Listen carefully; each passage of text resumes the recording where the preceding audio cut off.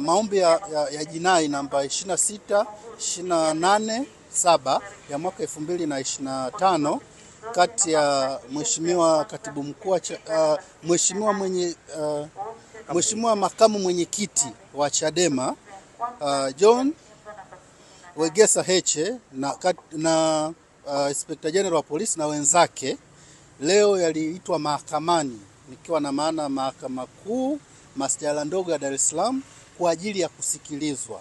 Sasa kama ambavyo tulitaarifu umma tarehe iliyopita kwamba upande wa wajibu maombi waliomba kuleta majibu yao, nikiwa na maana kiapo kinzani kujibu yale maombi ya mleta maombi, na ni kweli wameleta majibu na yalikuwa yametakiwa kuletwa sio zaidi ya jana tarehe 9 mwezi wa 11 2025, na walifanya hivyo, na sisi leo waliweza kutupatia nakala. Lakini pamoja na mambo mengine kwenye hayo majibu au kiapo kinzani, wameweza kuleta pingamizi la awali la kisheria. Kwa hiyo baada ya kuwa tumepata hizo nakala ya majibu pamoja na pingamizi la awali la kisheria, kama mlivyoona tulivyoingia kwa Mheshimiwa Jaji, tulieleza hayo kwamba tumepokea majibu kama nusu saa iliyopita.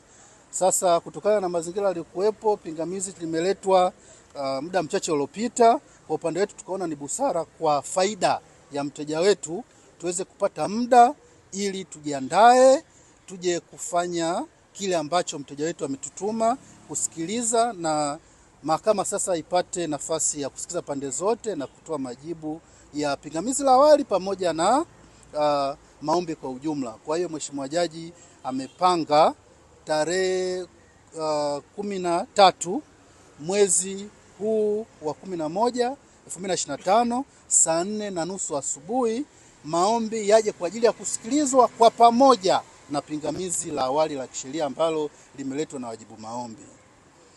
Kwa hiyo kwa kifupi ni hayo tu.